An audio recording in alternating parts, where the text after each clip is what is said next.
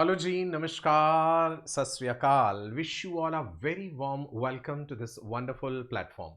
मैं आपका अपना डॉक्टर सचिन कपूर एक बार फिर से आपके सामने हूं जी। एनटीए की तरफ से नीट 2026 को लेकर के एक लेटेस्ट ट्वीट जो है वो सामने आया है, which is a kind of big shock.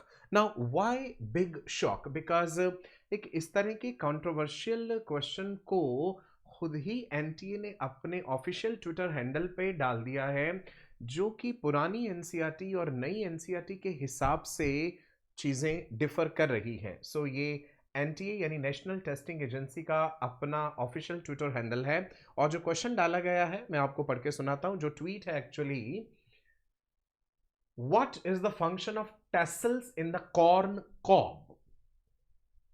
Plant reproduction और the sexual reproduction in flowering plants, class 12th के सिलेबस का एक बहुत ही इंपॉर्टेंट चैप्टर, जिसमें पॉलिनेशन का टॉपिक आप एक पढ़ते हैं, विन पॉलिनेशन पढ़ते हैं, right?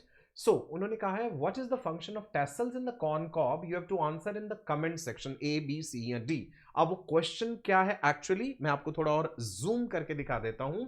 What is the function of tassels in the corn cob? To attract insects, B option to trap the pollen grains, C option to disperse pollen grains, या D to protect the seeds।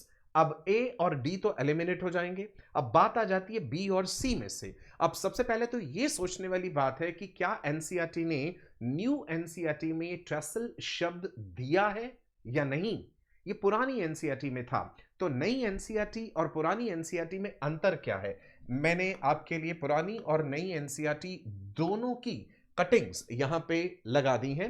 Old NCERT की बात अगर मैं करूं तो यहां पे आप देखेंगे कि टेसल शब्द दिया हुआ है, ये रहा।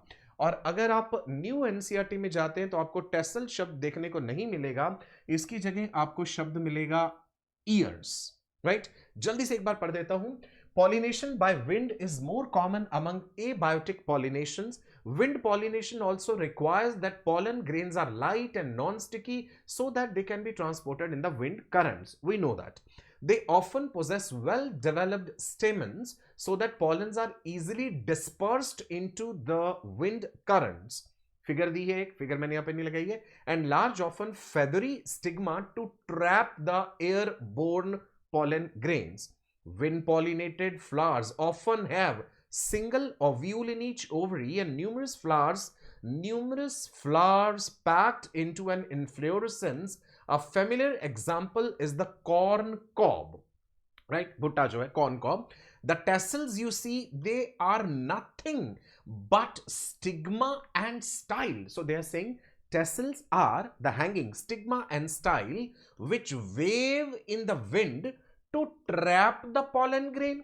तो मतलब टेसल्स का फंक्शन है to trap the pollen grain. और अगर मैं उनके सवाल पे जाता हूं what is the function of tassels in the corn cob, तो आंसर हो जाएगा B, to trap the pollen grains. But now the question comes कि क्या ये टेसल शब्द न्यू एनसीईआरटी में है? नहीं। यहां पे हम देखते हैं, वो कह रहे हैं the years you see, this is new NCERT, the years you see they are nothing but the stigma and style which wave in the wind to trap the pollen grain। तो भाई pollen grain को trap करने का काम तो ears कह दिया आपने यहां पे, और पुरानी एनसीईआरटी में आपने tassels लिखा है। wind pollination is quite common in grasses। ठीक है, एग्रीड। कितनी अजीब सी बात है, जब एग्जाम में इतने थोड़े से दिन रह गए हैं तब एनटीए जो है इस तरह का खेल बच्चों के साथ खेल रहा है। आप उस तरह का सवाल उठा करके दे ही क्यों रहे हो जो एनसीईआरटी में नहीं है? चलिए मान लिया कि आपने ये नहीं कहा कि हम हर सवाल एनसीईआरटी में से ही डालेंगे, ऐसा कोई कानून नहीं है या लिखित रूप से एनटीए ने नहीं दिया है कि हर चीज एनसीईआरटी में से ही आएगी, एग्रीड। लेकिन आप ये तो देख लीजिए कि पुरानी एनसीईआरटी में आप टेसल का फंक्शन दे रहे हैं और वहां पे उसे टेसल के लिए मान रहे हैं, और नई एनसीईआरटी में टेसल शब्द हटा के आपने ईयर कर दिया है ना? ना, अगर हम थोड़ी सी रिसर्च करें, गूगल में इसके बारे में ढूंढें या अलग अलग एआई पे ढूंढें, तो हमें क्या देखने को मिलता है? Tassels and ears on a corn plant are different and serve separate reproductive functions. Tassels are the male part which are located at the top of the stalk, right? Producing the pollen. Tassels are producing the pollen. Ears are the female part usually found on the side of the stalk which receive the pollen to develop.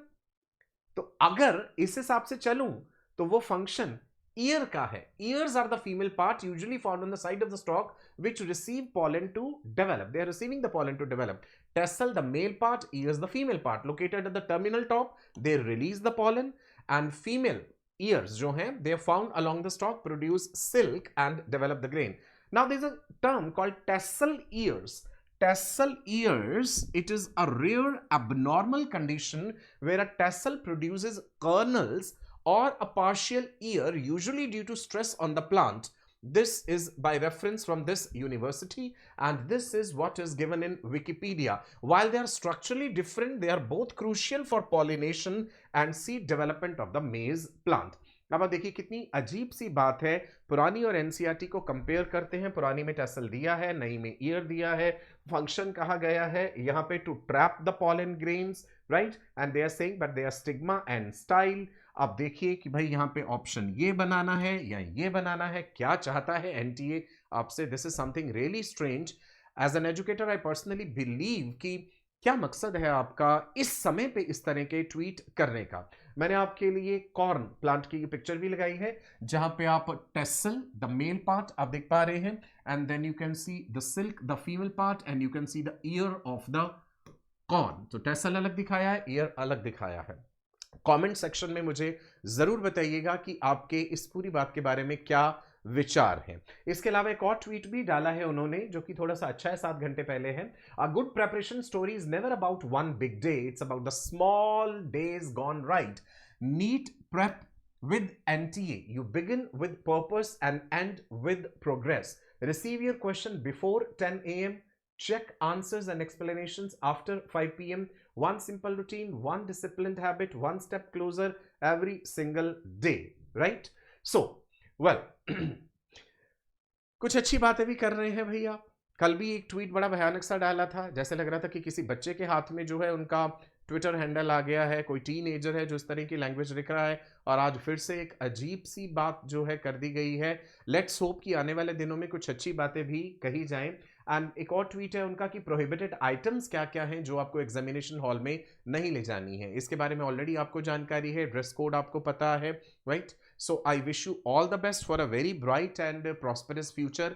किसी भी चीज़ को लेकर के आप घबराइए मत, है ना. आप अपनी प्रिपरेशन पे फोकस रखिए. हो सकता है आने वाले समय में कुछ और भी इस तरह के ट्वीट्स जो है वो हो जाएं. So I would say that better to stay away from the Twitter handle. अगर कोई बहुत इंपॉर्टेंट इन्फॉर्मेशन वाकई आपके लिए रेलिवेंट लगेगी तो मैं अपने चैनल पे आपको ज़रूर शेयर करूंगा. वीडियो पसंद आया हो तो लाइक कीजिएगा, शेयर कीजिएगा, एंड सब्सक्राइब ज़रूर कर लीजिएगा चैनल को. I wish you all the best for a very bright and prosperous future. Stay blessed, stay focused, work hard. Hard work always pays. There is no shortcut to success. मैं अपने हर video में आप लोगों को कहता हूं.